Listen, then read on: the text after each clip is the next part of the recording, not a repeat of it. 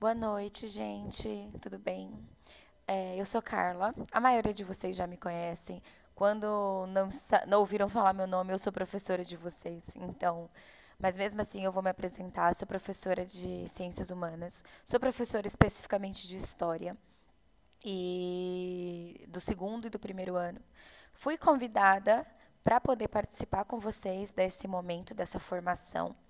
Eu tive algumas dificuldades, alguns problemas que surgiram agora pela tarde, e aí eu precisei gravar esse vídeo para não deixar vocês na mão e para fazer a minha parte na formação. Espero que ajude. Não é a mesma coisa que estar com vocês, mas infelizmente eu tive realmente que ajudar, auxiliar uma amiga, então eu fiquei com receio de não chegar a tempo, então eu preferi deixar gravado para abordar com vocês um pouquinho sobre essa temática. A Gabriela que me convidou, ela me disse que vocês vão ter alguns temas para falar sobre direitos humanos, o Conselho de Direitos Humanos, a segurança, com relação aos grupos e minorias étnico-culturais e como preservar essa diversidade toda do nosso país, né? E que nós tínhamos que conversar um pouquinho com vocês a respeito dessa diversidade. Então vamos lá. Primeira coisa que eu quero deixar claro é que vocês já devem ter ouvido falar que o Brasil é um país multicultural, certo? Isso quer dizer que conviver com a diversidade, valores, costumes, ética, moral, enfim, faz parte da nossa rotina, ok? Mesmo assim, ainda é um grande desafio a gente pensar na valorização dessas diferenças, principalmente quando a gente vai na compreensão do que é a nossa identidade a partir delas. Entender que existem formas distintas de pensar, de sentir, de viver e de agir também é importante para que a gente possa conhecer a nossa própria história. Assumir uma postura respeitosa diante dessas diferenças, e isso precisa ser colocado desde sempre, desde a infância. Então, estar com vocês aqui hoje fazendo essa formação é muito importante, porque a gente começa a sair da zona dos preconceitos e a gente começa a entender todo o funcionamento da nossa sociedade e respeitar o espaço do outro. Claro, além de melhorar, né, também a nossa familiaridade com as diferenças e olhar para aquilo de uma forma um pouco mais gentil. Mas, afinal de contas, o que é diversidade cultural? Quando a gente fala de preservação de diversidade, seja ela étnico, das minorias, étnico-cultural, enfim, o que é diversidade? A cultura é a identidade de um grupo, certo? Então precisa entender que o que é diversidade cultural, a princípio entender o que é cultura. A cultura, ela é a identidade de um grupo e faz com que este grupo seja único no mundo. Tá? Como o planeta tem muitos povos, muitos costumes e tradições, a gente pode dizer que a gente convive, então, rotineiramente com uma grande diversidade cultural, ou seja, várias identidades culturais em um único espaço. Existem muitos elementos que fazem parte da representação de um povo. Por exemplo, religião, idioma, costume, o folclore, as manifestações culturais, entre outros. E com isso, as pessoas que pertencem a um determinado grupo conseguem então se identificar através dessas mesmas características que são características comuns. Tá? Além disso, uma cultura ela é composta do que se costuma chamar de símbolos, muitas vezes são símbolos materiais, por exemplo, obras de arte, as nossas construções patrimoniais, as praças, as coisas imateriais, como festas, danças, lendas, música. Então, a diversidade cultural toda, ela está composta pelos materiais, pelos símbolos materiais, pelos símbolos imateriais e por todas as manifestações que a gente encontra. Como que é, então, essa diversidade num mundo como o nosso, que é globalizado? Que aí parte um pouquinho para o que a Gabriela me disse que era para falar para vocês aqui, né? Que era basicamente que fala aqui como preservar a diversidade cultural. Bom, a globalização, ela interfere muito nas relações culturais.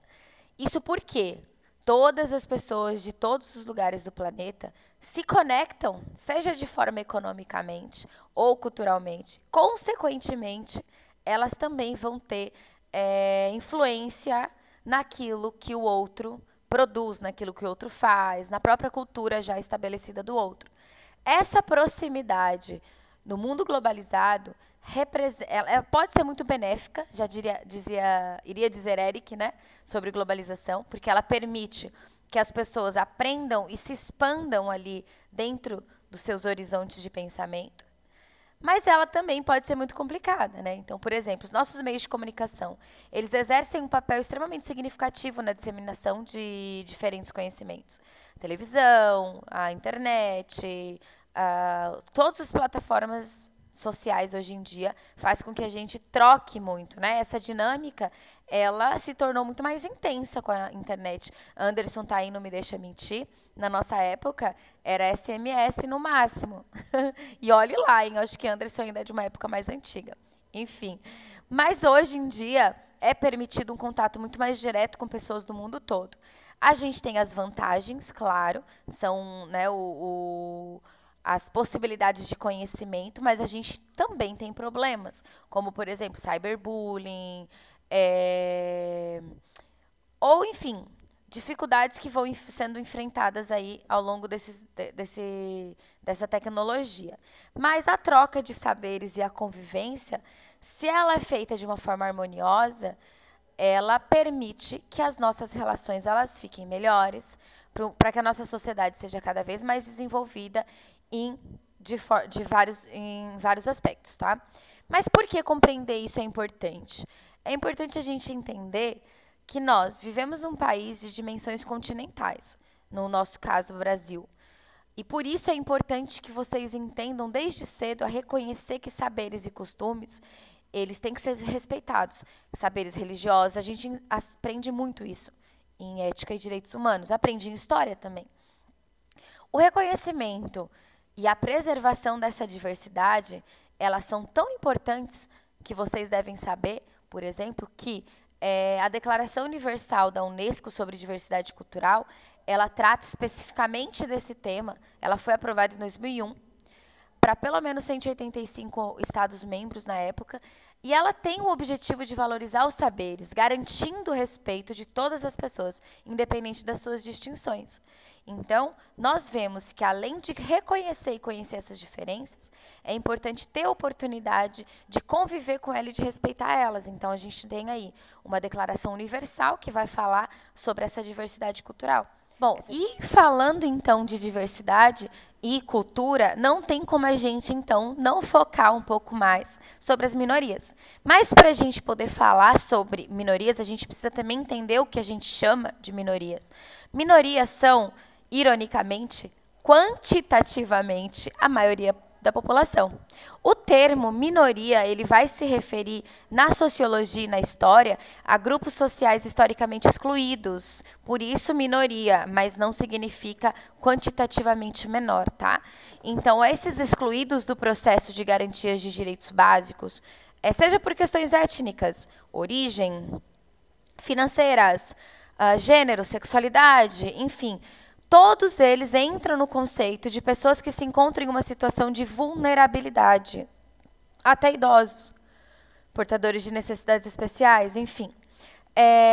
Historicamente, os grupos minoritários, eles são aqueles que, por algum motivo, geralmente eles estão ligados a preconceito de cor, classe, gênero, dessa maneira, etnia, dessa maneira eles ficam excluídos na sociedade, sendo marginalizados. Ou seja, eles não vão ter acesso à plenitude dos direitos básicos que são garantidos a todos nós.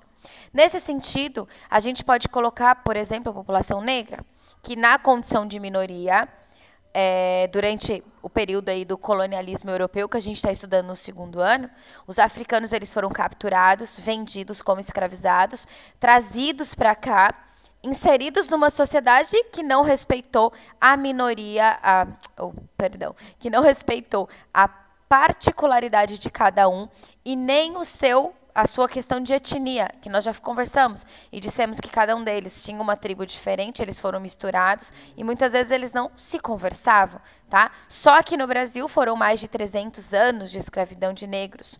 Então isso, ao falarmos de minorias, estamos falando de vários grupos diferentes que estão subrepresentados ou em desvantagem no poder, como que eu citei anteriormente, tá? Seja esse poder econômico, político, enfim.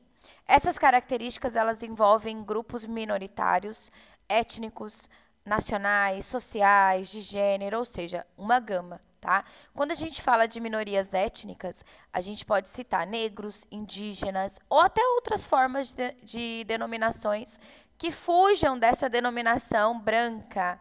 Isso ocorre porque houve um forte domínio europeu que disseminou a população branca pelo mundo por meio do movimento etnocêntrico, que considerou o homem branco como superior aos demais. E nesse sentido, nós temos ainda os resquícios aí do racismo europeu colonizador e branco, que é o branco tendo privilégios e excluindo as demais etnias. Tá? Então, nós falamos bastante disso nas nossas aulas. Com relação às minorias sociais indígenas, que eu acho que é muito importante para o tema que vocês trazem, a população indígena também se encontra em situação de vulnerabilidade social, que a coloca entre as minorias. Os indígenas, eles que são habitantes originários do território brasileiro, hoje compreendem uma minoria populacional, pois eles viveram um verdadeiro genocídio que foi promovido pelo homem branco, colonizador. Hoje, muitos indígenas foram forçadamente assimilados à cultura branca, porque esse modo de vida de tribo, que depende da floresta, dos recursos naturais, está cada vez mais limitado, devido ao avanço das cidades, do agronegócio, da mineração. São situações que destroem o habitat deles, né? As possibilidades de subsistência que garantem a esse indígena viver o seu modo originário. Então, nós temos aí uma população que está completamente no processo de marginalização e que precisa desses cuidados. Então, assim, quando nós estamos pensando em manter e desmarginalizar essas minorias, o primeiro passo e a primeira coisa que é importante para a gente tentar resgatar é o respeito às políticas públicas que estão voltadas para manter essa cultura, para manter essa diversidade tão grande que nós temos. Bom, diante disso, a gente precisa começar a pensar em ações e atitudes que podem fazer com que a gente tenha uma preservação, sim, dessas minorias, para que elas sejam respeitadas, para que os direitos delas sejam finalmente dados, porque, né, elas sofrem diante de todos os preconceitos. E a diversidade, ela é a qualidade do que é diverso. É um conjunto variado de coisas, pessoas que integram o mundo. Então, a importância da diversidade étnico-cultural, racial, ela é intrínseca no nosso dia a dia. É na multiplicidade que nós encontramos oportunidades de aprender na prática com essas pessoas. A ter empatia, inteligência emocional, compreensão. Nós precisamos diariamente vivenciar a diversidade étnico-cultural. Nossa população, ela é etnicamente diversa. E é um sofrimento, né? A gente vê os povos indígenas, o processo de colonização dos portugueses, a escravização e todo o modelo europeu enfiado no nosso país aqui, desrespeitando e deslegitimando as nossas tradições. Então, todos esses fatos históricos, eles contribuem para que a gente possa começar a pensar políticas públicas que envolvam essas minorias para que elas sejam respeitadas. Então, até porque todo esse preconceito, ele contribui muito para que a nossa sociedade só se torne cada vez mais desigual. E todos esses fatos históricos também contribuíram para a criação de um sincretismo religioso e cultural que nós, brasileiros, temos que nos orgulhar, por exemplo, com essa mistura, mas lembrando que a gente precisa respeitar também as nossas tradições. Enfim, acho que a gente precisa começar a pensar que a diversidade ela não inclui só a minoria, ela inclui todos. A diversidade está em todos os espaços, ela está em todos os lugares. A diversidade étnico-cultural, racial, a questão da sexualidade, ela está em todos os lugares. O Brasil é miscigenado, o mundo tem estado cada dia mais globalizado e misturado. Os hábitos, a culinária, as crenças, nós temos diversas riquezas que vêm de várias populações. E a gente precisa começar a entender e respeitar isso. A diversidade, então, ela evidencia o que há de melhor e pior no ser humano. Então, para a gente começar a pensar, eu acredito que o que eu quero deixar de lição, né, no fim, é trazer, por exemplo, que a própria antropologia, alguns pensadores já tentaram formular teorias que justificassem o injustificável, que era a elevação de alguns povos que seriam classificados como superiores, em detrimento a outras, outras etnias, né, consideradas inferiores, em função do fenótipo, da manifestação cultural, a própria subjugação, né, dessa coisa de estar fora daquilo que era comum, foi de uma maneira para explicar o inexplicável, que é o preconceito. Por exemplo, o darwinismo social. Ele era uma teoria que combatia, posteriormente, que foi combatida, aliás, posteriormente, pelo estruturalismo de Lévi-Strauss, que é um outro antropólogo muito famoso, que é para dizer que nós somos múltiplos e que somos, apesar de sermos diversos, nós somos iguais em direitos. Então, é isso que fica como lição. A gente precisa começar a atravessar esses preconceitos, buscar políticas públicas que englobem aí todos, para que a gente possa ter essa diversidade étnica, cultural, racial, de espaços, tudo isso respeitado cada dia mais. Tá? Então, para mim, a importância da diversidade, a importância de estar em espaços diversos, para mim, é representatividade. E a política, ela precisa ser diversa.